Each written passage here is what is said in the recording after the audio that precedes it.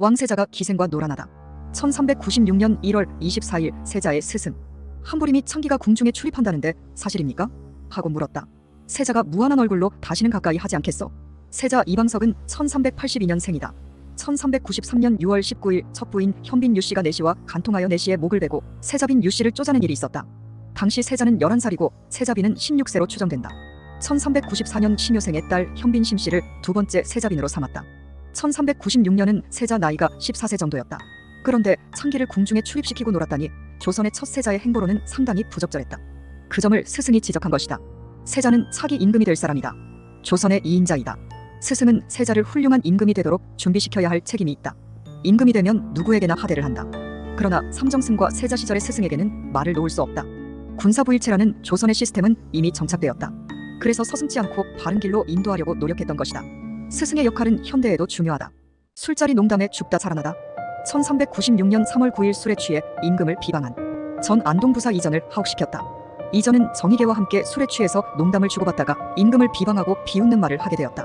정의계가 임금에게 아래서 국문하게 하였더니 이전은 술이 취해 무어라 한지 전혀 모른다고 대답하였다. 이전은 술김에 나라님 흉 좀 보았다가 일행이 고하는 바람에 죽을 죄로 감옥에 갇혔다. 녹음도 없는데 동행인의 증언에 의한 것이다. 정말 믿을 놈 없다고 생각했을 것이다. 이전은 어떻게 되었을까? 4월 27일 이전은 법대로 처리해서 참형을 받을 위기에 처했다. 그때 이방원이 전하께서 잠저에 계실 때 이전의 아비 이달충이 자손을 부탁했다고 하셨는데 죽이는 것은 너무 심한 것 같습니다 라고 말했다. 그때 태조가 내가 깜빡했다. 이달충은 내 친구인데 아들이 참형을 당하게 되면 달충의 영혼이 나를 무엇이라 하겠는가? 그의 죄를 용서하라. 그래서 이전은 징역형으로 바뀌어 감옥에서 살다가 죽었다. 술김에 임금 뒷담화 한번 했다가 사형당할 뻔한 이야기이다. 1970년대에도 비슷한 일들이 있었다고 한다. 중들이 근정전에 모이다. 1396년 4월 29일 중 800명을 근정전에 모으고 금강경을 강송했다. 조선은 성리학의 나라였다. 경복궁에 중들이 모여 불경을 읽었다니 상상하기 어려운 일이었다. 고려 말은 불교의 해악이 극에 달하기도 했다. 조선은 혁명으로 고려를 뒤엎고 성리학을 국시로 세웠다. 그러나 개인적인 신앙의 문제는 여전히 남아있다. 세종대왕 때 한글을 창제했다. 그리고 만든 책이 용비어천가, 석보상절, 월인천강지곡이다. 용비어천가는 황실의 번영을 노래한 글이다. 서둘러 만드는 게 이해가 안다. 그러나 석보상절은 석가모니의 집안에 관한 이야기이다. 월인천강지곡 역시 불교와 관련된 내용이다. 성리학의 나라에서 한글을 만들었으면 공자나 맹자의 이야기를 먼저 책으로 만들었어야. 그런데 불경이라니 이상하다. 나라는 성리학을 표명했지만 백성의 마음은 여전히 불교가 남아있다. 백성의 마음을 얻어야 한다. 마침 4월은 가뭄이 계속되어 기우제, 시장 옮기기 등 여러 방안을 강구했다. 그래도 비가 오지 않자 결국 근정전에서 불경을 강송하였던 것이다. 그 결과 5월 4일 비가 내렸다고 한다.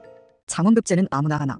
1396년 5월 1일 임금이 근정전에서 조유인 등 33인을 시험 보이고 김익정을 제1등으로 삼았다. 과거제는 중국 수나라에서 만들어졌다. 귀족들의 대물림처럼 내려받던 관직을 누구든지 노력을 하면 관직을 가질 수 있다는 혁명적인 제도이다. 요새 말로 흙수저도 노력하면 금수저가 될 가능성이 생겼다는 것이다. 고려 광종 때 우리나라에 도입되었다. 근정전에서 시험을 치렀다는 것처럼 임금 앞에서 보는 마지막 시험을 전시라고 한다. 전시는 떨어뜨리는 시험이 아니고 미리 선발한 33인의 등수를 매기는 일종의 논술시험이다.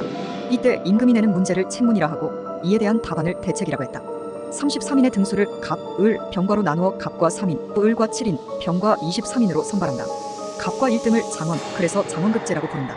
장원급제하면 종육품, 병과 합격자는 전국품이니 출발선이 달랐다. 장원한 김익정은 형조 참판으로 세종 때 세상을 떠난다. 단종 때 김익정의 손자 김수령이 18세에 장원급제를 했다는 기록이 나온다. 그래서 피는 못 속인다는 말이 있다. 컨닝으로 난장판이 되다. 1396년 6월 1일 임금이 근정전에서 99인의 생원을 방방하였다. 방방이란 임금이 합격증을 직접 나누어 주는 것을 말한다. 상당히 명예로운 과정이었다. 그런데 내관이던 조순이 평소에 박이와 가까운 사이였는데 박이가 합격하지 못하자 박이의 시험지를 여러 사람의 시험지 속에 끼워 넣었다가 발각되었다. 조선시대의 과거 시험 부정행위에 대한 실록 기록이다. 시험 부정을 막기 위해 조선은 시험지에 실명을 적게 하였다.